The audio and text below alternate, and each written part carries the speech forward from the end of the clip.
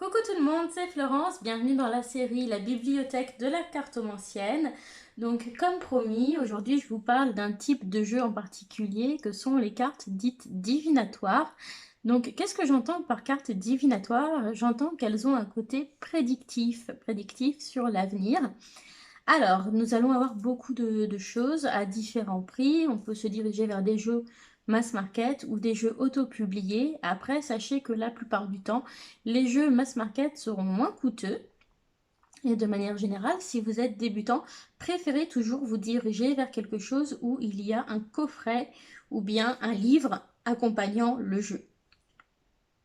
Alors, on va peut-être commencer avec la star des jeux divinatoires, ou en tout cas l'un des plus connus à mon sens, et c'est un de mes premiers jeux, c'est l'Oracle G de Gérard Barbier.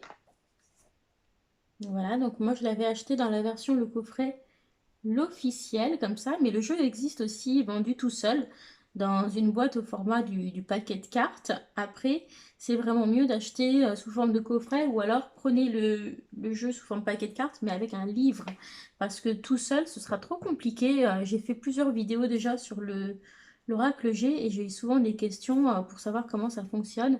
Donc vraiment, lors d'un achat de premier jeu, il est préférable quand même d'avoir un livre. Donc dedans, vous voyez, il y a un coffret avec un livre comme ça qui vous permet de savoir déjà comment faire un tirage et puis qui va vous expliquer la signification des cartes.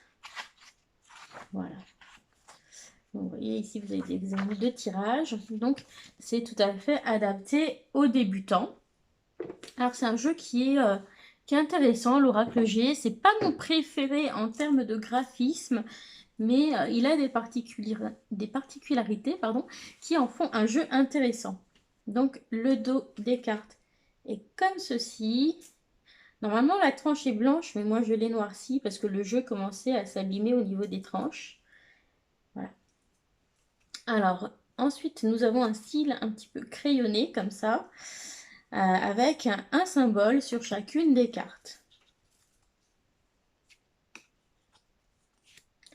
Donc certaines cartes vont se lire dans les deux sens, à l'endroit, à l'envers, mais la plupart des cartes se liront dans un seul sens.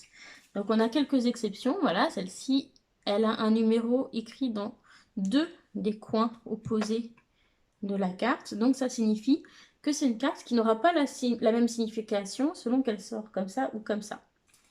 Alors que d'autres cartes n'ont qu'un seul numéro, c'est par exemple le cas de la carte de l'argent. Voilà, il n'y a que en haut qu'il y a un numéro, il n'y a pas de numéro dans ce coin-là. Donc même si elle sort comme ça, eh bien on la remettra à l'endroit et on la lira normalement. Donc ça peut être une petite source de difficulté au départ, de bien comprendre quelles lettres peuvent se lire dans quel sens. Voilà. Alors après, les dessins quand même restent assez simples. Il n'y a pas trop de symboles sur chaque carte, donc ça en fait quelque chose de plutôt lisible, je trouve. Alors, ce qui est intéressant dans ce jeu par rapport à d'autres jeux, c'est qu'on va avoir déjà des cartes des saisons. Donc on va avoir été, printemps, automne, hiver, qui nous permettent bien sûr d'avoir la signification que peut représenter d'un point de vue symbolique la saison. Par exemple, si on prend la carte du printemps, ça peut nous parler de renouveau, de croissance, etc. Mais ça peut aussi permettre de dater, donc quelque chose qui se produira au printemps ou dans une période de 3 mois.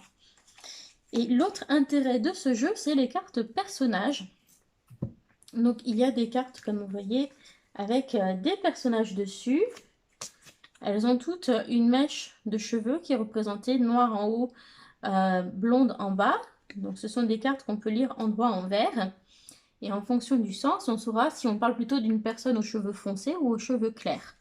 Ensuite, on a différents sexes et âges représentés. Donc le vieil homme, le consultant, la consultante, un jeune garçon ou un jeune homme, une fillette ou une jeune femme, une femme âgée, on a aussi une femme d'âge moyen et un homme d'âge moyen. Donc ça, c'est vraiment une particularité de cet oracle et c'est très intéressant pour comprendre qui sont les personnes intérieures, enfin extérieures plutôt, qui peuvent avoir un impact sur une situation donnée. Donc ça, c'est une particularité qu'on retrouve dans assez peu d'oracles et c'est intéressant. Donc au niveau graphique, c'est loin d'être mon préféré. En plus, dedans, il y a une carte avec une grosse araignée vraiment dégueulasse. Euh, voilà, que je n'aime pas du tout voir. Donc, du coup, je l'utilise quand j'ai vraiment besoin d'un tirage clair, parce qu'il est efficace. Mais à manipuler au quotidien, c'est pas mon préféré, parce que visuellement, c'est pas celui que je préfère. Donc, celui-ci, en coffret, je l'ai payé 26 €. Donc, vous voyez, c'est certes un investissement, parce que le jeu tout seul coûte, je crois, aux alentours de 17 €. Mais ça vaut vraiment le coup au départ d'avoir le livre pour comprendre comment faire des tirages et comment interpréter les cartes. Donc ne faites pas l'impasse là-dessus. Alors, je vais vous présenter maintenant une alternative intéressante à ce jeu. Donc c'est un jeu qui est auto-publié, ça veut dire que c'est la créatrice du jeu qui le publie. Donc vous ne le trouverez pas en magasin, le seul endroit où vous le trouverez, c'est sur son site internet. Donc c'est le jeu qui s'intitule L'Oracle du Monde, c'est par Émilie Dedieu. Voilà. Avec un joli dos comme ça. Et donc on a une soixantaine de cartes aussi, donc ça fait pas mal de cartes. Mais du coup, plus un oracle a des cartes, plus il va être précis et nuancé. Alors celui-ci est simple hein, d'utilisation. Et je le trouve beaucoup plus joli d'un point de vue esthétique. Il est coloré, il y a de belles images et du coup ça donne envie de l'utiliser. Voilà, il n'est pas trop chargé non plus, donc comme l'oracle G, c'est un peu le même fonctionnement. Mais plus joli. Donc vous n'êtes pas obligé de vous diriger vers quelque chose d'effrayant ou moche pour que ce soit efficace. Vous pouvez aussi aller vers quelque chose qui vous plaît. Et voilà, n'hésitez pas. Au départ, moi, quand je cherchais, j'avais vu, je crois, cette illustration-là. Je fais, ah ouais, c'est joli, mais bon, c'est un peu mignonnet. Je suis pas sûre que ce soit vraiment efficace. Mais si, il est très très bien. Alors, on n'a pas de livret pour accompagner celui-ci, mais tout est marqué sur des petites cartes ici. Et donc, on a des mots-clés pour chacune des cartes. On a des tirages qui sont proposés. Et donc, c'est un jeu qui va permettre de faire du travail prédictif, mais aussi du travail de développement personnel. Donc, il est assez polyvalent et je l'aime beaucoup. Ça fait partie de mes jeux préférés. Voilà, donc celui-ci, bien qu'il soit auto-publié, il n'est pas plus cher puisqu'il est au prix de 25 € avec 2 € de frais de port, donc ça fait 27 €. Donc, vous voyez, c'est tout à fait raisonnable. Et donc, la créatrice s'appelle Émilie Dedieu. Voilà, c'est écrit comme ça. Et son jeu s'appelle L'Oracle du Monde. Donc si vous tapez ça dans la barre Google, vous irez sur son site qui s'appelle Soins et Guérison. Et donc vous pouvez passer commande. Elle a fait plusieurs oracles. Mais pour des débutants, voilà, celui-ci est pas mal.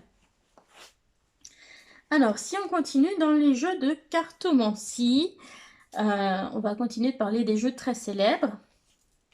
Il y a L'Oracle de la Triade de Dominique Duplat. Donc celui-ci, c'est un jeu que je ne recommande pas pour un débutant comme premier jeu. Donc le dos est comme ceci. Parce que tout simplement, je le trouve un petit peu effrayant. Et donc, au début, eh bien, si on ne prend pas assez de recul par rapport à ces tirages, on peut se faire un petit peu peur en tirant les cartes et en voyant un petit peu le mal partout, ou en voyant des catastrophes arriver un peu tout le temps, alors que ce n'est pas nécessairement aussi terrible que ce que ça semble prédire. Mais l'imagerie étant assez sombre et un peu effrayante, c'est l'effet que ça peut produire. Voilà, je vais vous montrer des petits exemples. Voilà, c'est pas forcément très rassurant. Il y a des choses aussi avec beaucoup de symboles sur les cartes parfois. Donc c'est pas toujours simple à interpréter si on n'a pas la référence. Alors je vais essayer de vous montrer des cartes qui font un petit peu peur pour que vous voyez un petit peu ce que j'entends par là. Alors oui, quand je vous parle de symboles, on n'a pas forcément les références. Il y a beaucoup de lettres en hébreu dans ce jeu, donc si vous ne connaissez pas, c'est forcément un petit peu obscur et mystérieux. Des signes comme ça aussi, voilà. Il a un côté assez mystique quand même. Il y a des symboles astrologiques, enfin il y a beaucoup de choses, beaucoup de symboles variés et voilà, c'est pas forcément évident. On peut avoir des références à des personnages mythologiques, à la Bible, etc., à la Kabbale. Voilà, donc beaucoup de références, ça en fait un jeu plutôt compliqué. Donc il y a des cartes qui sont pas forcément rassurantes lorsqu'on tombe dessus. Alors, je vais essayer de la retrouver. Voilà.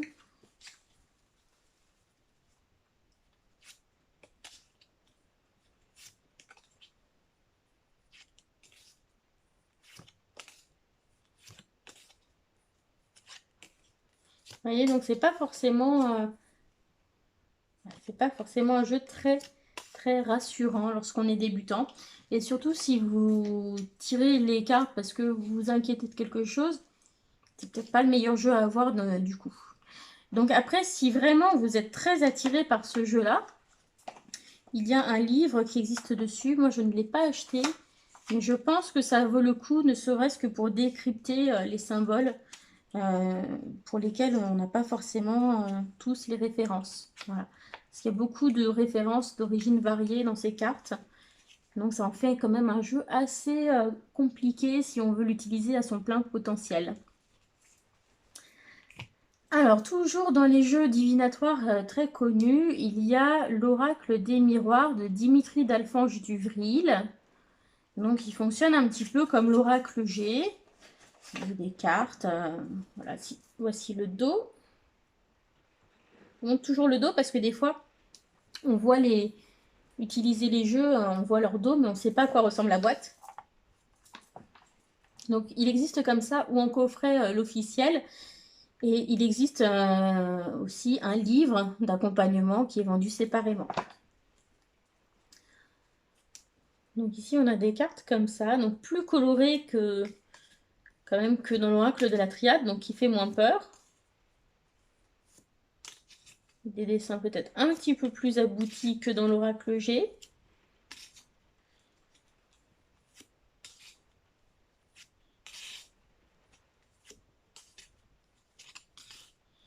Mais c'est pas mon chouchou. Voilà, je l'ai acheté, j'ai fait quelques tirages avec. Des fois, j'ai eu des bons tirages, mais c'est quand même pas celui que j'utilise le plus. Et notamment parce que c'est un peu compliqué de s'y retrouver. Les cartes ne sont pas numérotées. Et dans le livre, elles ne sont pas classées par ordre alphabétique. Du coup, on perd beaucoup de temps à chercher comment ça fonctionne et ce qu'il y a derrière chaque carte. Donc dans celle-ci, il n'y a pas de carte de saison. Il y a juste une carte changement où les 4 saisons sont sur la même carte. Et il n'y a pas de carte personnage. Donc, à choisir entre l'oracle G et celui-là, je préfère l'oracle G, que je trouve un peu plus intéressant. Après, tout est une question de goût aussi, si celui-là vous attire. Il y a beaucoup de gens qui l'apprécient beaucoup, donc voilà. Vous faites selon votre ressenti aussi, c'est important de vous écouter. Alors, je vous en ai parlé dans la vidéo d'introduction. Un autre type de carte divinatoire intéressant pour les débutants, ça va être le système du petit Lenormand. Donc, je vous ai montré le Piatnik dans la vidéo d'introduction. Donc, c'est un jeu de 36 cartes avec un numéro qui correspond au système, un symbole par carte et une carte type carte à jouer ou carte de cartomancie là-haut, avec des symboles basés sur l'inconscient collectif. Donc, nuages, problèmes passagers, etc. Montagne, obstacles. Croix, souffrance. Souffrance, fardeau, spiritualité, porter sa croix. Étoile, sérénité, espoir, guide. Alors, le cercueil, c'est la maladie. L'arbre, la santé, la force. Le voyage, la stabilité pour l'encre. Enfin, vous voyez, c'est des choses assez évidentes quand même. Donc, du coup, ça en fait quelque chose de simple à utiliser. Les jeux de Lenormand sont généralement peu coûteux. Celui-ci m'avait coûté aux alentours de 7 €. Il est toujours sur Amazon aux alentours de 9 €. Et donc, comme c'est un système, eh bien, tous les jeux de Petit Lenormand se liront de la même façon. Donc, il en existe voilà, par plein d'artistes différents pour vous laisser choisir un qui vous plaît. Donc, par exemple, Voilà, on a celui de Ciro Marchetti, je sais qu'il plaît beaucoup celui-là parce que il y a de jolies illustrations. Par contre, il est plus chargé. Donc si par la suite vous voulez faire de grands tirages, c'est moins pratique de lire avec ça qu'avec un plus simple et plus petit comme ça.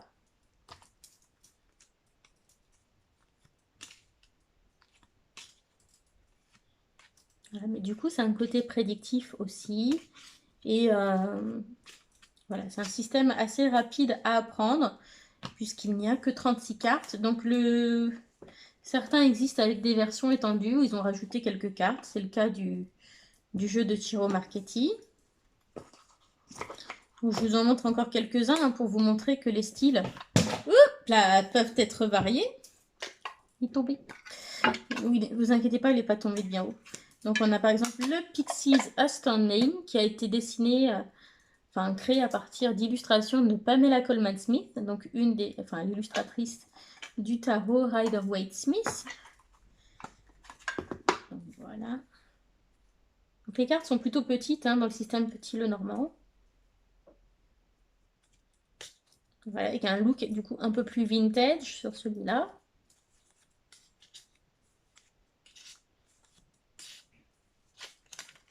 Là, le cercueil, le renard, les nuages, les chemins, la clé, l'arbre, la dame, l'étoile. Voilà. Donc, vous voyez, on retrouve les mêmes symboles illustrés différemment. Voilà, vous avez par exemple celui-ci, qui est une version étendue du système petit Lenormand, avec une atmosphère un peu plus masculine, je trouve. Très épuré. Dans celui-ci, il y a des cartes supplémentaires.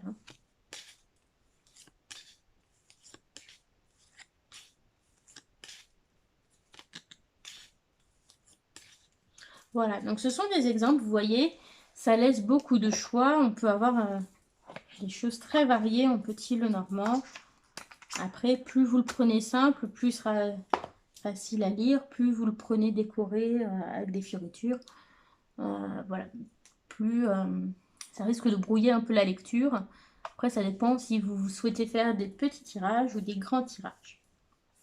Généralement, les jeux de petit Lenormand ne sont pas très chers. Donc, là aussi, il en existe qui sont auto-publiés. Donc, par exemple, celui-ci sera republié en 2020, l'année prochaine. Voilà, je vous montre quelques cartes au dos. Il est vraiment très joli. Par Célia Melville, de Tanis Lenormand. Celui-ci que j'ai acheté sur Etsy, qui vient des États-Unis, qui est auto-publié aussi. Voilà, qui est carrément plus moderne.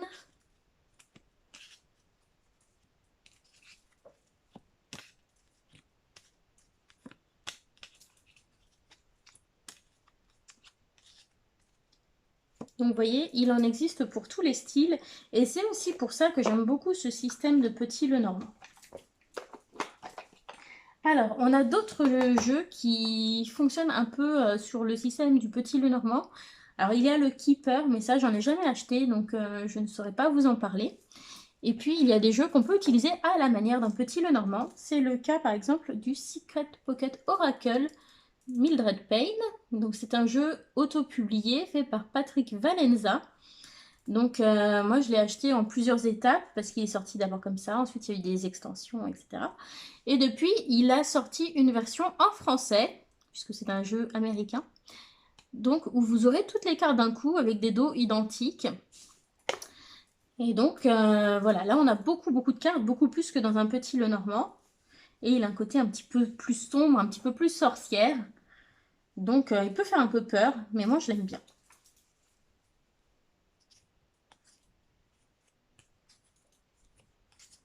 Moi, j'ai la première édition. Donc, sachez que là, par contre, on est sur quelque chose de beaucoup plus cher. Parce que en vente, pour l'avoir en français, la nouvelle version complète avec les frais de port, à mon avis, vous devrez au moins sortir une soixantaine d'euros pour avoir ce jeu. Voilà, mais je trouve qu'il a un côté un peu vintage et sorcière qui est effrayant et adorable à la fois. C'est un peu... voilà. J'aime bien cet univers. Voilà, même si c'est pas quelque chose que j'utilise de manière fréquente au quotidien. Je trouve qu'il a un petit côté sympa, original. Mais bon, du coup, si c'est votre premier jeu, je vous conseille pas d'acheter celui-ci. Parce que, voilà, il est vraiment très cher et il faut quand même être sûr de vous. Si vous n'êtes pas sûr d'arriver à lire un oracle,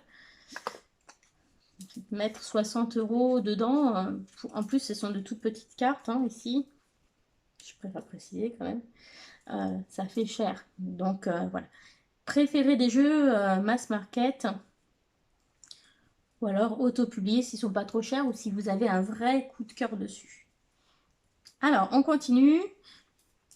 Donc, dans les jeux à caractère divinatoire, il y a des oracles sur les runes, notamment celui-ci qui est très bien, l'oracle des runes, illustré par Gulliver l'aventurière et dont le livret est fait par Lyra Soltoire.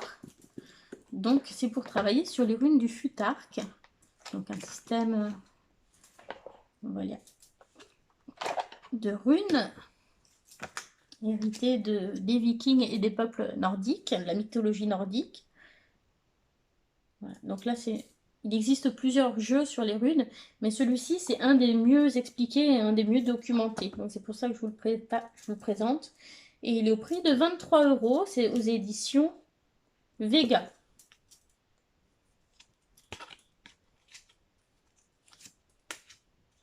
Voilà. Les runes qui peuvent se lire à l'endroit ou à l'envers. Il y a 24 runes dans le Futark. Donc ça vous fait... ça ne vous fait pas 48 symboles parce qu'il y en a qui se lisent que dans un sens, d'autres peuvent se lire dans les deux sens. Et donc, dedans, vous avez un livre d'accompagnement qui est quand même voilà, costaud pour 24 cartes, avec une explication historique de la rune, la carte, ce qu'elle représente, et le message divinatoire. Donc, vraiment, un bon jeu. Et c'est souvent très, très, très juste comme jeu. Donc, voilà, j'aime beaucoup. Et puis, je termine avec le dernier jeu de ma liste, un que je vous recommande vraiment beaucoup. Alors moi je l'ai en anglais, mais il est sorti depuis en français. Donc le titre français c'est La sagesse de l'oracle et c'est par Colette Baron-Reed. Donc La sagesse de l'oracle. Et il est vraiment très très bien ce jeu parce qu'il va pouvoir marcher en divinatoire, mais aussi en guidance. Et puis c'est un jeu qui, par ses illustrations, va permettre de développer votre intuition. Voilà, donc on va avoir des symboles comme ça, des jolies illustrations, avec un titre. Donc si vous avez le titre en français, ce sera forcément plus simple hein, pour vous. Moi, ça ne m'embête pas d'avoir des jeux en anglais. Que la vérité soit dite.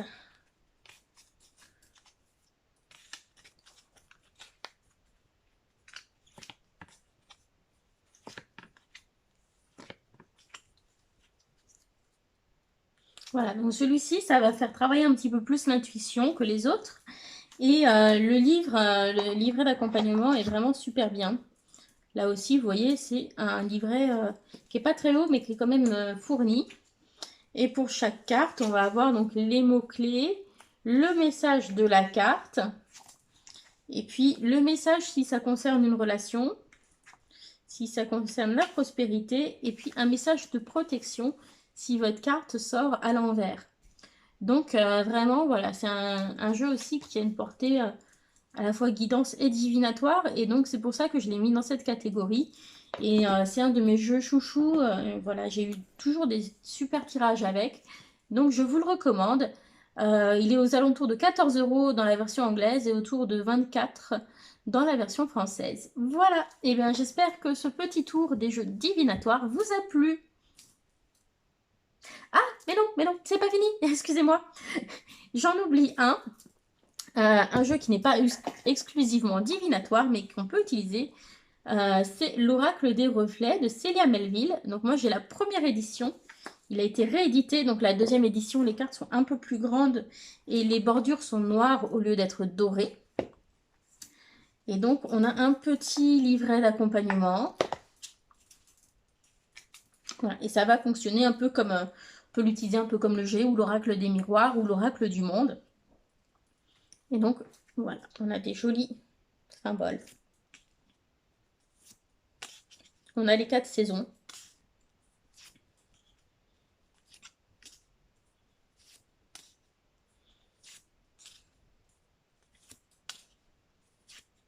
Donc là, carte à l'envers.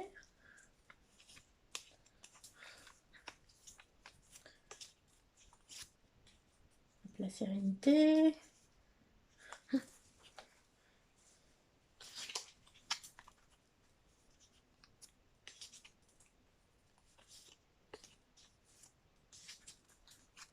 Voilà, vous voyez, on a toutes sortes de symboles aussi. On a 60, je sais plus, 65 cartes, quelque chose comme ça à peu près.